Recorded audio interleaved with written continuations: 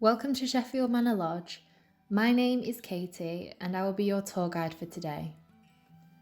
The site is run by Green Estate, a social enterprise committed to making a positive difference to local people and the environment through landscape and heritage.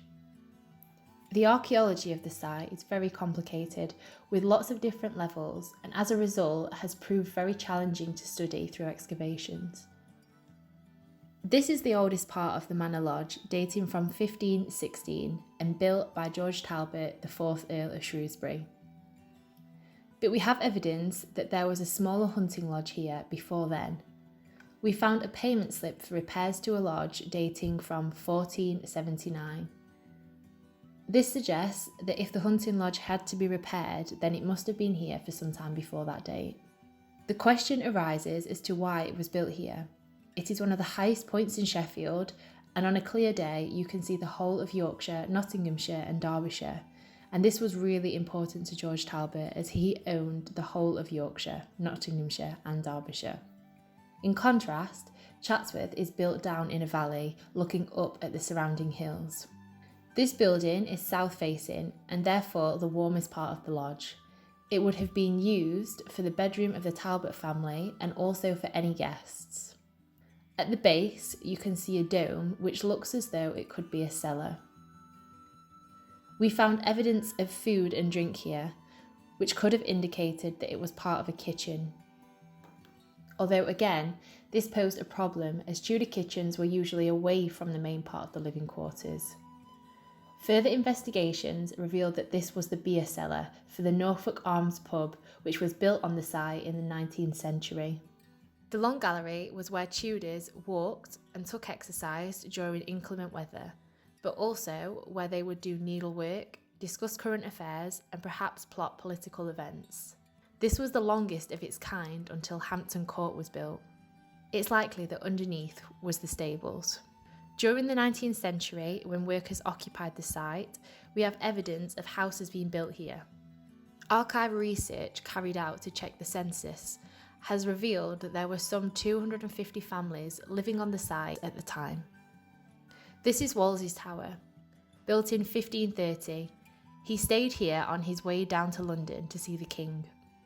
Reading the entry from his gentleman butler, George Cavendish, for November 1530, it states that they stayed in a tower that was newly built.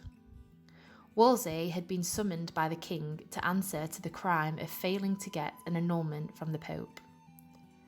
This annulment of his marriage to Catherine of Aragon would have meant that the king was able to marry Anne Boleyn. It must be noted that when Wolsey arrived from York, he was ill. He waited here until the soldiers arrived from London to escort him to the king. He stayed in Sheffield for 18 days. The night before leaving, he sent for the apothecary as he was so ill and was given a remedy to make him feel better. It did help, but he was not well enough to ride his horse. He was given a donkey to ride and sent off to Leicester, where he died 5 days later. Some say that he was poisoned by Anne Boleyn's supporters, but whatever the cause, he did not die at Sheffield Manor Lodge. This is a garderobe, which is a toilet. You can see here where the wooden seat would have been, and there would have been space for two side by side. The area at the bottom would have been filled with straw and cleaned out regularly. Once a year, they would have sent out for the gong farmer, who would come with his boy in a cart. The boy would have to go down into the pit and gather all the soiled straw and place it onto the cart. It was then distributed on the surrounding fields. In the 1570s, George Talbot, the 6th Earl of Shrewsbury, built 2 tall towers out of new building materials, red brick, which was very expensive and could be seen from a distance. The towers were 60 feet tall and would have been very imposing. Beyond this would have been the only part of the site which Mary, Queen of Scots, would have recognised. It is said it was her prison, but it is actually a gatehouse. You can see part of the wall surrounding the site, and it would have housed guards to monitor those who came in and out of the lodge. Built in 1572, Mary would have been witness to the building, and there is evidence that she had some influence in its design. She came with 50 servants, and she was a queen and had to be kept as such. It would not have been big enough to house so many people, so it is suggested that the main lodge building would have been more fitting. The turret house has been kept in such good condition as it was occupied continuously.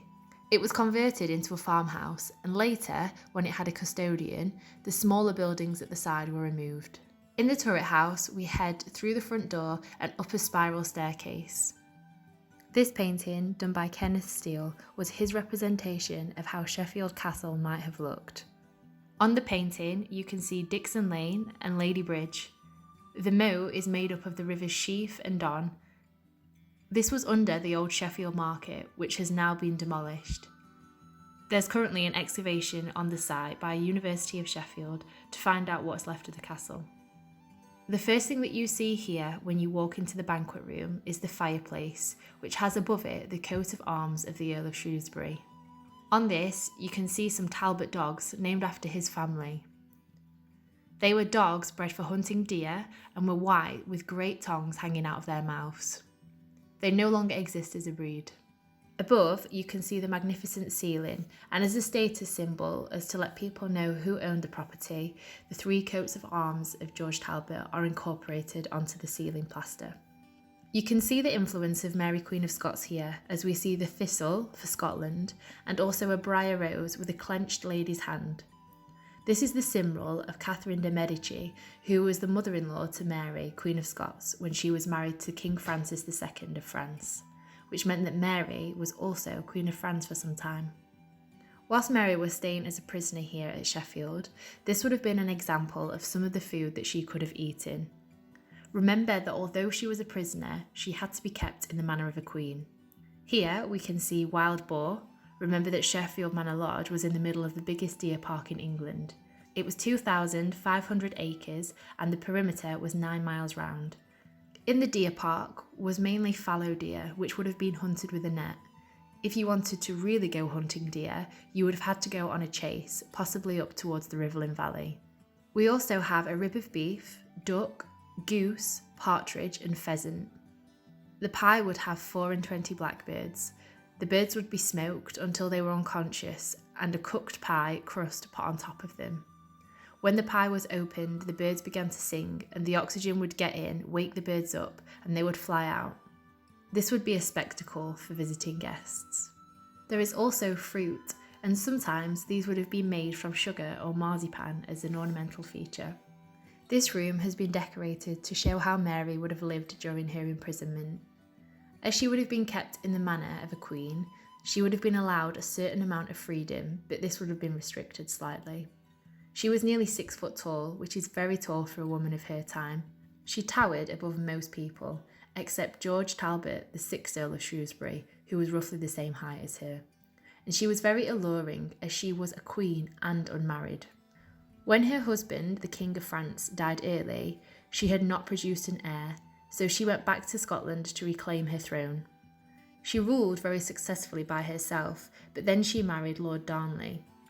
This was not successful, and the house he was staying in was blown up, and he was found dead on the lawn, having been strangled. Lord Bothwell was put on trial for the murder, but was found not guilty. 3 months later, Mary married Lord Bothwell, but this too was disastrous. He was captured and left to die in prison in Denmark. She then fled to England, hoping for support from Elizabeth I, her cousin, but was imprisoned, first in Sheffield Castle, then at Sheffield Manor Lodge for 14 years. Thank you for listening. I hope you've learnt something new and we look forward to seeing you soon.